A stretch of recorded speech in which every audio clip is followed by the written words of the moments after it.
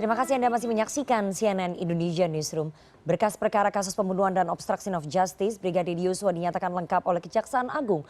Persyaratan formil dan material telah terpenuhi dalam berkas perkara pembunuhan Brigadir Yosua yang melibatkan mantan Kadif Propam Ferdi Sambo, istrinya Putri Chandrawati, serta ajudannya Barada Richard Eliezer, Bribka Riki Rizal, dan sopirnya Kuat Maruf.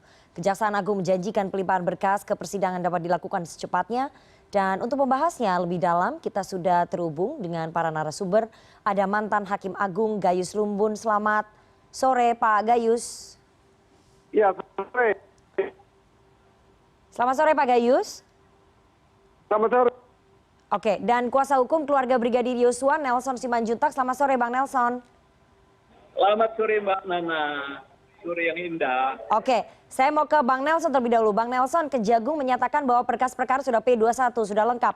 Artinya dalam waktu dekat akan dimulai persidangan. Bagaimana kemudian prediksi kuasa hukum atas jalannya persidangan nanti Bang Nelson? Terima kasih, luar biasa. CNN sore, kemarin bukan kami, saya informasikan hari Minggu kita bekerja dengan kawan-kawan Barreskrim dan memanggil 11 saksi ya. Termasuk orang tua daripada Joshua. Semua tanda tangan lengkap, praktis dari P21, P19 sudah P21 hari ini. Berita yang sangat menggembirakan kami terima, malah nerimanya dari CNN ini. Oleh karenanya kita menyambut baik.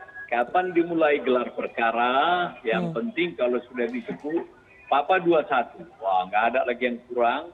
Kita akan mengikuti, menghadiri, dan tentunya ikut berperan serta di dalamnya sampai tuntasnya peradilan, fantasiera, tuntas se-finish-finishnya. Demikian. Oke, tapi prediksinya persidangan akan berlangsung seperti apa? Apakah alot, panjang, atau akan berlangsung cepat, atau bagaimana menurut tim kuasa hukum keluarga? Ini dia. Kita mengharapkan itu di dalam, kalau semua ahli hukum, termasuk hakim yang mulia, melaksanakan undang-undang pokok kehakiman dengan misinya jelas, cepat, murah, final, dan free. Jadi biaya murah, cepat, dan transparansi. Oleh karena itu, ya kita masih di dalamnya. Tidak ada lagi kita katakan. Jangan sekarang, 5 tersangka, 4 sudah final, 1 lagi masih berkeliaran. Ini dia kan. Nah, dari sana bisa melahirkan dari beberapa kode etik, tentunya ada 100 lebih, pasti akan bertambah tersangkanya. Dan ini tentunya tugas pokok fungsi dari jurisdiksi peradilan. Yang penting, sejak awal, kuasa hukum keluarga Brigadir Yosua almarhum juga final berkas, keterangan, sumpah, dan alat-alat bukti lainnya. Kalau diminta, tidak diminta pun kita akan bersama mengawal kasus ini seterang-terangnya. Demikian. Oke, Bang Nelson, apakah kemudian pihak kuasa hukum dari keluarga merasa optimis bahwa jaksa mampu menghadirkan bukti-bukti kuat? Ini kalau ada angka di atas 100% optimis ya. Oke. 100% aja. Kenapa? Dari awal bulan Juli kita sudah masukkan, jangan menyimpang. Kita mengharapkan di dalam laporan kita pasal 340 subsidiair atau di Junto 338 dan tentunya di dalamnya pasal 55, pasal 56 KUHP. Kita nggak banyak meminta. Dilaksanakan itu permohonan atau usul daripada penasihat hukum. Semua akan clear, clean, dan tentu pro justisia. Oke, baik. Saya mau ke Pak Gayus. Pak Gayus, menurut prediksi Anda, ini persidangannya akan berjalan seperti apa? Apakah akan berjalan sangat alot, sangat panjang, saling mempertahankan keterangan saksi dan bukti-bukti, atau seperti apa Pak Gayus? Begini, kalau sidang pasti bersidang, alot juga akan terjadi alot. Tetapi kita kan mesti memperhatikan dakwaan di sini. Dakwaan seperti apa yang akan memberikan keadilan ya? Karena jaksa ini sebagai yang melaksanakan dakwaan itu kan disebut sebagai dominus litis. Ya. Pihak yang mempunyai perkara. Di perkara di tangan jaksa, aparatur lain atau perangkat lain itu hanya mengikuti. Jadi kalau jaksa dakwaannya tidak selengkap yang diharapkan masyarakat, berbagai hal tidak masuk di dakwaan, hanya dakwaan primer saja 340, subsidiarnya 388, ditambah dengan obstruction of justice. Kalau KUHP itu ringan sekali, 9 bulan ancamannya. Bahkan istri dan keluarga dikecualikan. Artinya dia tidak merupakan bagian dari yang dilarang untuk obstruction of justice. Nah ini kan semua milik jaksa semuanya. Oke, Pak Gayus, tapi kalau dilihat dari konstruksi perkaranya ya, apa yang perlu kemudian dibuktikan jaksa terkait dengan pasal berlapis yang menjerat Verdi Sambo ini? Karena kan pasalnya 340, subsidiar 338 begitu. Ya kalau hanya itu kan, ya tidak seperti yang saya gambarkan. Saya punya dakwaan kedua kalau menurut pikiran saya. Ada dakwaan ketiga. Misalnya mengenai ITE dan itu berkaitan juga dengan yang lain. Saya katakan saja dengan hal-hal yang menyangkut kepada senjata api. Senjata api ini undang-undangnya ada secara khusus di undang-undang darurat itu. Itu ada kaitan juga mengenai jenis senjata Glock misalnya. Itu kan kalau harapan masyarakat sebagai pengamat atau sebagai keadilan yang sosial ya di pihak masyarakat. Kan mempersoalkan itu. Adakah itu di dalam dakwaan? Itu persoalannya. Kalau tidak ada kan keadilan yang dicari itu tidak lengkap karena hakim tidak bisa menjangkau ke sana kalau tidak dimulai dari dakwaan. Dan ini milik jaksa ya tidak dipersoalkan. Oke, Pak Gayus, dengan background ataupun latar belakangnya Verdi Sambo yang lama menjadi polisi, terutama di reserse begitu ya, apakah menurut Anda ini jaksa nanti akan kesulitan untuk bisa membuktikan faktanya di persidangan? Walaupun nanti akan kesulitan, itu peran jaksa yang handal kan justru tantangan-tantangan nanti. Tapi dakwaannya kan mesti mencerminkan keadilan publik yang nyata-nyata menemukan berbagai hal yang perlu diajukan ke pengadilan. Oke, selain melihat konstruksi dakwaan nanti ya, kalau tadi Anda katakan bahwa bukan hanya dakwaan primer saja, tapi harus ada dakwaan sekundernya. Tapi saya ingin tanya, apakah jaksa nanti perlu sekali bisa menghadirkan bukti-bukti yang kuat di persidangan selain berpegang pada keterangan-keterangan saksi yang mungkin saja bisa dicabut nanti di persidangan? Kalau di P21 kan artinya lengkap, tidak ada petunjuk jaksa kepada penyidik untuk menambah. Artinya jaksa sudah yakin. Tapi kalau keyakinannya hanya terbatas dengan dakwaan-dakwaan yang primer saja, padahal bagi saya secara selintas saya menemukan 3 dakwaan paling tidak dengan subsidiarnya masing-masing ya. Nanti yuntunya kepada 5556. Nah ini kalau tidak lengkap, maka keadilan sosial atau justice atau masyarakat ini tidak terpenuhi. Yang ada memang ini formalitas. Artinya ini memang kewenangan mutlak sebagai dominus litis tadi, tidak boleh dipaksa, tidak boleh dipengaruhi. Nah ini hakim punya keterbatasan untuk memeriksa perkara ini secara luas. Oke, Bang Nelson, kalau dari hasil kemarin pelimpahan berkas kan keluarga dan juga kuasa hukum diundang ya. Kalau dari pengamatan ataupun yang disampaikan penyidik dan juga Kejaksaan Agung, apakah memang berkasnya itu sudah menunjukkan kuat begitu? Dakwaannya, semua petunjuknya, alat buktinya sudah kuat, Bang Nelson? Baik, terima kasih. Ada partner saya ini Profesor. Saya nggak lulus jadi hakim kemarin, beban hidup tidak berat. Dari awal dilengkapi kehadiran alat bukti, apalagi ya dokumen kami pada prinsip optimis ya. Enggak, sudah berulang-ulang ini. Tengah jalan seperti Pak Samuel bilang ini berputar-putar seperti gasing. Nah ini dia.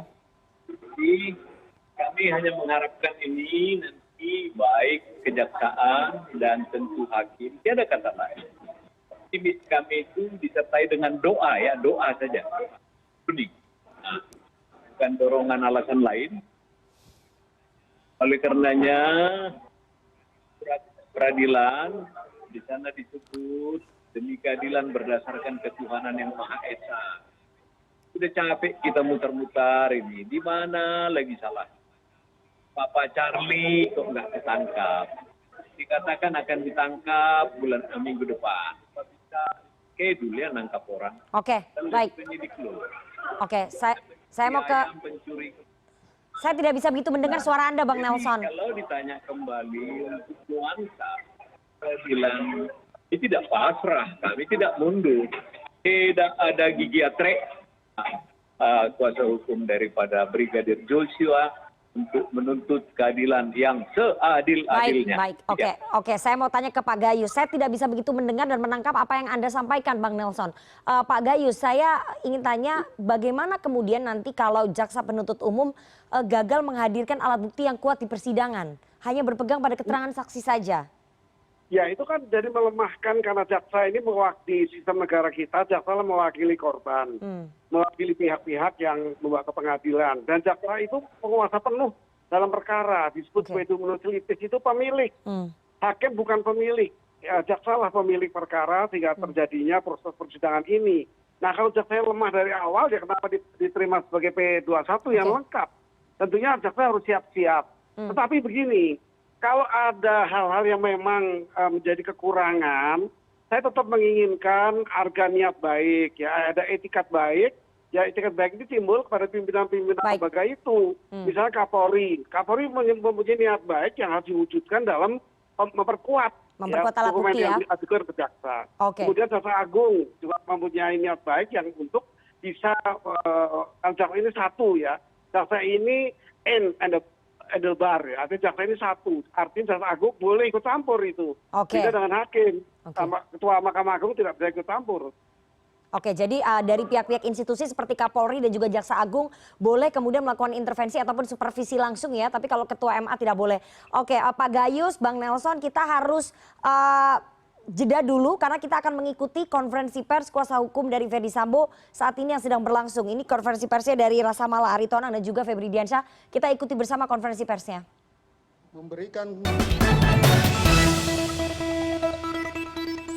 Anda masih bersama kami di CNN Indonesia Newsroom dan kita akan lanjutkan perbincangan kita. Tapi sebelumnya saya akan recap apa yang tadi disampaikan oleh tim kuasa hukum dari Ferdy Sambo dan juga Putri Chandrawati. Ada beberapa poin yang menarik tadi. Ketua tim kuasa hukum Ferdy Sambo dan juga Putri Chandrawati yakni Arman Hanis menyampaikan bahwa Ferdy Sambo dan Putri Chandrawati menyampaikan permohonan maaf terhadap Kapolri, kemudian kepada polisi dan juga pengacara yang terkait dan mengikuti ataupun terseret dalam skenario Duren 3. Pengacara berharap proses persidangan yang adil dan berimbang bukan hanya untuk Ferdy Sambo tetapi juga untuk keluarga korban dan masyarakat luas. Ferdy Sambo juga menyadari bahwa ada kekeliruan yang terjadi, namun Ferdy Sambo dan istrinya akan mengaku itu di persidangan. Ferdy Sambo serta istrinya berharap bahwa proses persidangan dapat membuka semuanya, dan Febri Diansyah tadi sebagai tim kuasa hukum dari Putri Chandrawati berharap bahwa jangan sampai ada peradilan di luar peradilan. Febri Diansyah juga mengatakan bahwa kami telah menyampaikan kepada Putri Chandrawati bahwa pendampingan hukum yang secara objektif, tidak membabi buta, tidak menyalahkan yang benar, tidak membenarkan yang salah. Mereka berharap atau tim kuasa hukum berharap kepada teman-teman jurnalis dan juga akademisi agar menjaga objektivitas. Tim kuasa hukum yang baru, Febri Diansyah dan juga Rasa Mala Aritonang sudah bertemu dengan Ferdy Sambo dan mereka bersedia untuk melakukan pendampingan hukum secara objektif di mana Ferdy Sambo kepada keduanya mengakui sejumlah perbuatannya dan siap bertanggung jawab atas perbuatannya di persidangan. Tadi Febri Diansyah juga mengatakan bahwa Ferdy Sambo menyesali berada dalam kondisi emosional pada saat penembakan almarhum Brigadir Yosua Huta Barat. Apa yang sudah dilakukan oleh tim kuasa hukum bahwa mereka sudah mendatangi rumah di Magelang dan melakukan rekonstruksi di rumah Magelang, dan tim kuasa hukum mempelajari seluruh berkas serta mendalami keterangan pihak-pihak yang relevan. Mereka juga sudah berkonsultasi, berdiskusi dengan 5 ahli hukum pidana dari 4 perguruan tinggi di Indonesia dan mereka juga melakukan diskusi dengan para psikolog. Terakhir pada saat pernyataannya tadi, Febri Diansyah mengatakan bahwa mereka menyadari ada banyak yang kecewa dan merasa dibohongi atas skenario yang dibuat, namun mereka akan tetap berkontribusi pada proses hukum di persidangan. Saya mau kembali lagi ke para narasumber, ke Pak Gayus.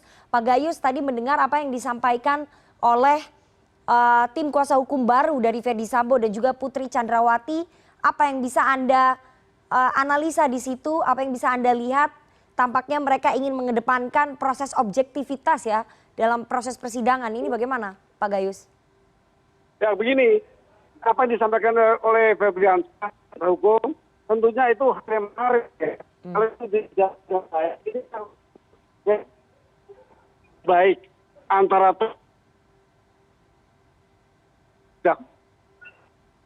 Pak Gayus, kami tidak bisa mendengar suara Anda.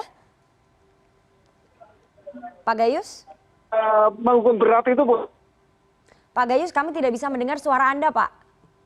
Tampaknya terjadi Tidak kendala baik. koneksi. Pak Gayus? Halo, Pak Gayus? Oke, saya mau ke Bang Nelson dulu. Bang Nelson, tadi dikatakan oleh tim kuasa hukum dari Ferdy Sambo dan juga Putri Chandrawati bahwa mereka berharap jangan sampai ada peradilan di luar peradilan. Diharapkan ini persidangan yang objektif. Apa yang bisa Anda tangkap dari pernyataan itu? Baik, terima kasih Mbak Nana. Yang sangat gembira sekali. Hampir 4 bulan dan kurang. Kami ketemu partner baru ini. Advokat dari dan tentunya dengan warna-warni baru. Halo. Oke. Oleh karenanya, maka halo. Oleh karenanya, Pak Nelson, saya tidak bisa begitu mendengar juga suara Anda. ya, Pak Nelson, suara Anda tidak terlalu terdengar. bisa dengar? Silakan, Pak. Ya, catatan Nana ulangi tadi ada usulan-usulan pasal tentunya, ada ajas-ajas perimbang terbukti, ada kekeliruan, meminta maaf, hal-hal teknis lainnya. Oke, saya mau ke Pak Gayus lagi. Pak Nelson, saya tidak bisa begitu mendengar suara Anda ya. Tidak begitu terdengar. Saya kembali ke Saya dengar, suara saya bisa didengar? Clear. Halo. Pak. Oke, kita perbaiki dulu komunikasi dengan Pak Nelson. Pak Gayus, Anda masih ada di sana, bisa mendengar dengan clear? Ya, saya bisa mendengar. Oke, Saya bisa silakan mendengar dilanjutkan. dengan baik. Tadi mungkin diulangi, Pak. Bagaimana respon Anda? Ya, saya pikir apa yang disampaikan oleh kuasa hukum dari Pak Sambo dan istrinya itu satu harapan yang baik. Saya rangkum sebagai ada isu tanggung jawab hukum. Ya. Kemudian ini merupakan mengharapkan keadilan yang tidak menyalahkan dan membenarkan yang salah. Misalnya itu bagus sekali. Saya sebut sebagai kerjasama yang baik. Nah kalau ini dilakukan tentu ini etikat baik yang diwujudkan. Tetapi yang saya harapkan adalah keterbukaan yang berarti. Apa yang berarti? Yang berarti adalah perbuatan ini mempunyai putusan yang bermanfaat. Yaitu bermanfaat untuk negara dan bangsa. Perbuatan ini bisa tidak diulangi lagi oleh anggota yang lain di lembaga yang sama. Oleh karena itu perlu diceritakan bagaimana kondisi lembaga-lembaga yang banyak mencuat di luar. Itu perlu disampaikan dengan baik sebagai wujud kerjasama yang baik. Untuk tidak terulangnya perkara ini oleh orang-orang lain di dalam lembaga itu. Oke, tapi narasi tadi yang mencoba untuk dibangun tampaknya adalah narasi yang berbeda ya. Jadi tim kuasa hukum ini berusaha untuk membangun narasi-narasi yang lebih menyejukkan begitu ya. Mencoba untuk menarik perhatian publik, menarik simpati publik dan menarik simpati hakim. Itu nanti akan ada perang seperti itu nggak sih Pak? Akan ada perang narasi? Ya, kalau kita sudah punya pengalaman sidang-sidang seperti ini kan sebut saja sidang-sidangnya kopi sianida, itu kan seperti Mirna itu. Jessica, Mirna, tapi kan hakim tetap aja dihukum 20 tahun untuk alat bukti yang tidak lengkap, nggak ada sirkuit kamera yang menyaksikan siapa yang menaruh racun. Hakim lebih banyak kepada alat bukti yang real, ahli dan yang lain daripada keterangan dari pihak-pihak tertentu yang berkaitan ya. Hakim lebih fokus pada ahli, ya saksi yang langsung melihat, mendengarkan, mengalami, kemudian baru hakim mempunyai keyakinan dua alat bukti. Itu yang penting. Jadi kita tidak usah khawatir semuluk apapun yang saya sebut tadi adalah bentuk-bentuk kerjasama itu yang diharapkan, yang mau diharapkan. Semoga itu semua terwujud dan putusan hakim bisa bermanfaat untuk negara dan bangsa. Baik. Artinya kalau diputus itu bukan hukuman berat, ini putusan yang bermanfaat, yang berfaedah, ada benefit dari sebuah putusan. Oke, gitu. jadi berharapnya hakim ini tidak terbawa ataupun tidak terpengaruh oleh opini publik di luar. Terakhir Pak Nelson, harapannya tim kuasa hukum dari keluarga almarhum Brigadir Yosua dengan sebentar lagi persidangan ini dimulai seperti apa? Terima kasih. Saya sempat tadi suara yang sebagian catatan itu sepakat dengan Pak Lumbun, tapi kami sudah hampir lebih kurang 4 bulan ketemu partner baru ini, acara gabungan Pak Charlie. Dan catatan itu kita diharapkan dikatakan dengan timbal terbukti kekeliruan minta maaf. Kami kembalikan dengan Pak juga, ini mungkin catatan akhir, kami akan menyamakan himbauan kepada masyarakat, kepada media, kepada akademisi. Tolong, mari kita ikuti ini sama-sama.